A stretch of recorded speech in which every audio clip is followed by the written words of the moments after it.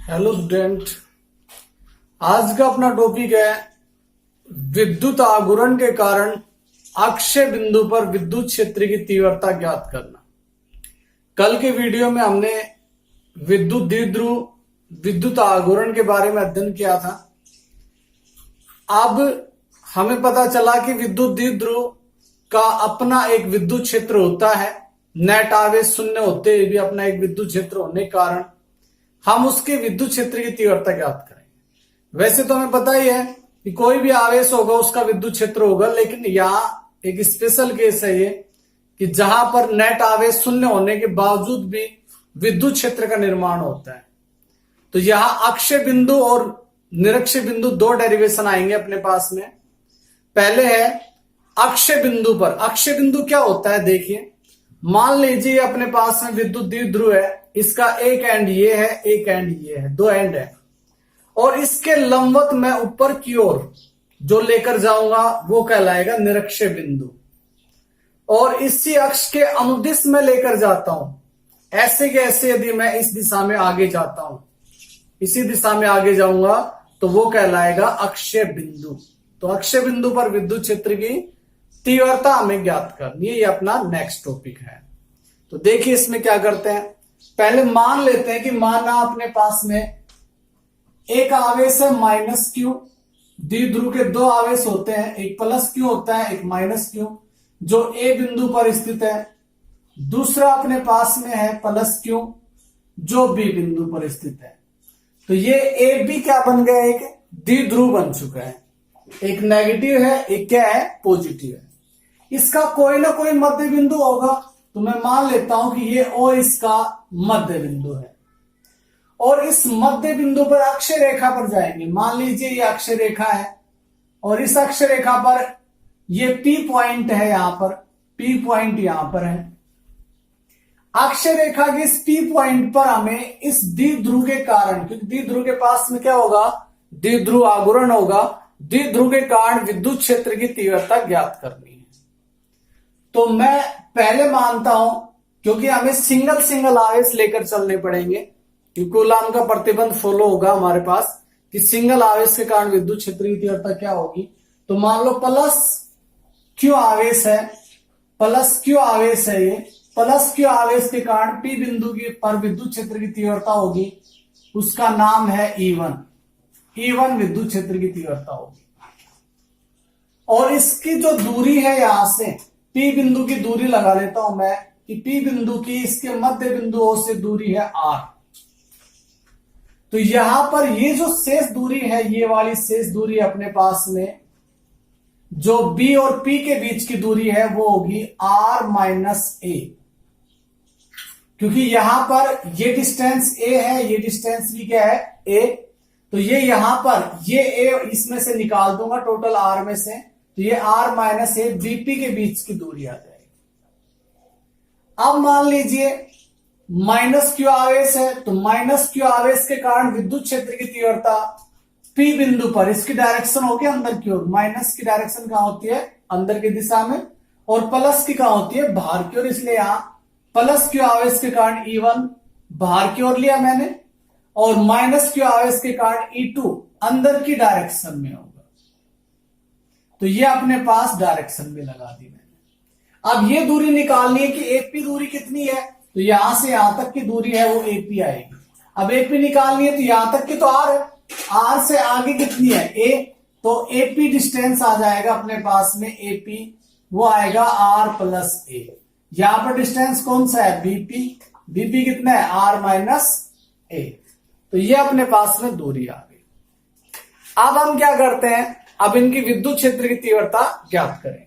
तो देखिए plus Q आवेश के कारण पी बिंदु पर विद्युत क्षेत्र की तीव्रता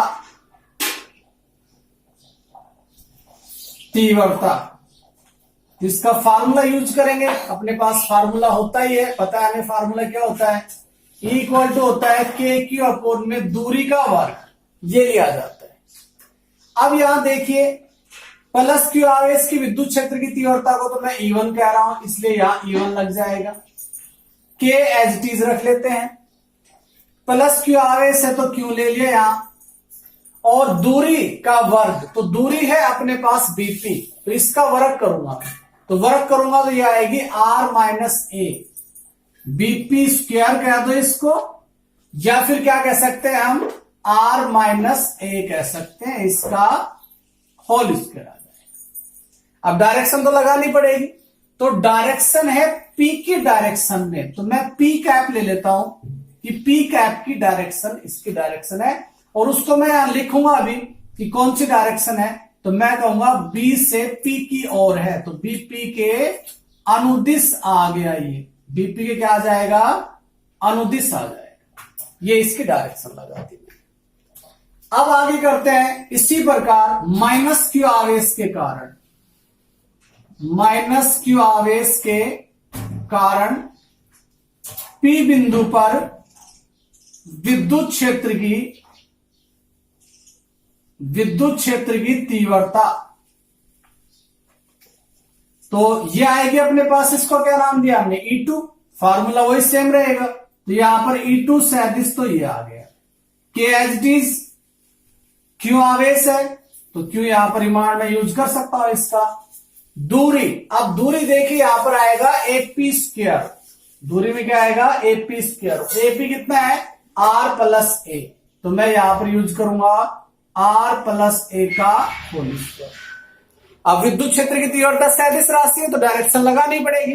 डायरेक्शन लगाने के लिए मैं यहां पर यूज करता हूं माइनस P कैप, क्यों, क्योंकि ये बाहर की ओर है, ये अंदर की ओर, इसलिए माइनस P कैप। अब इसकी डायरेक्शन मुझे बतानी पड़ेगी, तो मैं कहूंगा P A के अनुदिश, P से कहां पर है, A की ओर है, ये कहां थी, B से P की ओर, तो P से A के अनुदिश इसकी क्या आ जाएगी, डायरेक्शन। और ये माइनस सिंबल किसको दर्शा रहा है, सिर्फ डायरेक्शन को दर्शाता है। अब हम क्या करते हैं, हमें तो नेट निकालनी है P बिंदु पर, तो मैं यहां कहूंगा P बिंदु पर कुल विद्युत क्षेत्र की तीव्रता, कुल विद्युत क्षेत्र की तीव्रता, तो वो आएगी अपने पास में E सैदिश इक्वल टू E1 सैदिश प्लस E2 सैदिश, ये आ जाए। अब हम क्या करेंगे, इसको इक्वेशन मान लेते हैं, इक्वेशन फर्स्ट है, तो जो इक्वेशन फर्स्ट है उस इक्वेशन फर्स्ट में मैं E1 सैदिश व E2 सैदिश की वैल्यू रख देता हूं। E2 सैदिश का मान रखने पर वैल्यू पुट करेंगे यहां पर, तो देखिए आगे क्या होगा, वैल्यू पुट करेंगे तो जैसे वैल्यू रखेंगे तो ये अपने पास यहां से स्टार्ट कर देता हूं मैं इसको। E सैदिश इक्वल टू E1 सैदिश, E1 सैदिश है K Q अपॉन में R माइनस ए का होल स्क्वायर P कैप, ऐसे इसको प्लस करूंगा, लेकिन माइनस है यहां पर, तो ये प्लस को माइनस माइनस बना देगा, तो ये आ जाएगा K Q P cap upon में R प्लस ए का होल स्क्वायर, ये आ गई। अब यहां से हमें कॉमन लेना है, जो कॉमन आते हैं उनको कॉमन ले लेंगे, तो यहां कॉमन आएगा K Q कॉमन आ गया, और क्या शेष बच गया, 1 अपॉन R माइनस ए का whole square, 1 upon R plus a का होल स्क्वायर, P कैप भी कॉमन आ जाए। अब क्या करते हैं, एलसीएम ले लेते हैं, अंदर इस कोष्टक के अंदर एलसीएम लेंगे, तो E सैदिश इक्वल टू आएगा K Q, एलसीएम लिया मैंने, क्या आया, R माइनस ए का whole square, R plus a का होल स्क्वायर, तो यहां पर तो ये चला जाएगा, यहां ये चला जाएगा, तो यह जाएगा R प्लस ए का whole square minus R minus a का होल स्क्वायर P कैप। आगे इसके स्क्वायर को खोलते हैं तो यह आ जाएगा E सैदिश इक्वल टू K Q। देखिए ध्यान से, नीचे घातें यदि बराबर हो, पावर यदि इक्वल हो, तो बेस को मल्टीप्लाई कर दिया जाता है। बेस को मल्टीप्लाई करेंगे तो ये a प्लस बी, ये a माइनस, ये a माइनस बी, ये a प्लस बी, तो आएगा a square minus B square. तो ये आ जाएगा अपने पास में आर स्क्वायर माइनस ए स्क्वायर की पावर 2, ये आ जाएगा। इसके बाद में है इसका होल स्क्वायर खोलेंगे तो ये आएगा R square A square plus 2ar, whole square खोल दिया। इसका होल स्क्वायर खोलेंगे तो वो भी इसी प्रकार से आएगा, लेकिन ये माइनस भी एंट्री करेगा तो ये माइनस का आएगा। तो यहां पर मैं एक स्टेप बढ़ा दूंगा, R square plus A square minus 2ar और पी सैदिश कैप आ गया। अब इस माइनस को जब मैं इसके अंदर एंट्री करूंगा तो ये आएगा मेरे पास में, ये तो एच डी जाएगा आर स्क्वायर माइनस ए स्क्वायर का होल स्क्वायर, और ये आएगा R square plus A square plus 2ar minus R square minus A square, ये माइनस इस माइनस से टकरा कर प्लस कर देगा तो 2ar आएगा, तो ये आएगा पी कैप। इसको मैं कैंसिल कर दूंगा, प्लस और माइनस से कैंसिल हो जाएंगे, तो ये आ जाएगा अपने पास ई सैदिश इक्वल टू के क्यू इंटू में 4ar, 2ar प्लस 2ar कितने हो गए 4ar, अपॉन में आर स्क्वायर माइनस ए स्क्वायर की पावर कितनी आ जाएगी 2, और पी कैप जो इसकी डायरेक्शन को इंडिकेट कर रहा है। इसके पश्चात मैं यहां द्विध्रुव आघूर्ण के कारण निकाल रहा हूं। यदि मैंने यहां क्यू को छोड़ दिया तो इसका नेट आवेश प्लस क्यू माइनस क्यू 0 हो जाएगा और विद्युत क्षेत्र की तीव्रता 0 आ जाएगी। इसलिए मुझे यहां पर क्यू को हटाना पड़ेगा। इसके लिए मैं देखता हूं द्विध्रुव आघूर्ण, तो द्विध्रुव आघूर्ण के लिए मैं क्या करूंगा, इसको इस सैदिश लिखूंगा और यहां इसको मैं चेंज करूंगा थोड़ा 2k, इस 4 में से 2 मैंने अलग कर दिया। अब ये बचा मेरे पास Q, तो ये रहा, और यहां जो 2 बचा उसको मैंने A के साथ ले लिया, और ये R है एच डी अपॉन में आर स्क्वायर माइनस ए स्क्वायर की पावर 2 और P कैप आ जाएगा अपने पास, ये आ गया। अब इसकी जगह क्योंकि Q को मुझे हटाना है तो इसको Q को हटाने के लिए मैं किसका यूज करूंगा, द्विध्रुव आघूर्ण का यूज करूंगा। तो यहां देखिए द्विध्रुव आघूर्ण क्या है अपने पास में, द्विध्रुव आघूर्ण वो होता है P सैदिश इक्वल टू Q गुणा 2a, ये होता है अपने पास। तो मैं इसको सैदिश फॉर्म की बजाय एदिश में ले लेता हूं कि P इक्वल टू होता है Q गुणा 2a, ठीक है। तो ये आ गया अपने पास में, मान लो ये सैदिश फॉर्म है, ये भी इसकी क्या है सैदिश फॉर्म भी ले लेते हैं। तो मैं इसकी जगह रख देता हूं P सैदिश यूज करूंगा, तो ये आ जाएगा। तो परिमाण अवस्था लेना चाहते हो परिमाण अवस्था, वैसे रखना चाहते हो तो वैसे रख लेना। तो ये आ जाएगा अपने पास ई सैदिश इक्वल टू 2kP अपॉन में आर स्क्वायर माइनस ए स्क्वायर का होल स्क्वायर R और P कैप यहां पर यूज कर लूंगा। मान लो इसको एदिश फॉर्म में ले लूंगा तो ये सिंबल हट जाएंगे यहां से। अब इसको सैदिश फॉर्म बनाएंगे तो द्विध्रुव आघूर्ण आ चुका है, द्विध्रुव आघूर्ण की दिशा परिमाण है और ये P की दिशा आ गई अपने पास में। तो ये आ जाएगा ई सैदिश equal to 2kP R upon में आर स्क्वायर माइनस ए स्क्वायर का होल स्क्वायर P कैप यहां पर यूज करेंगे।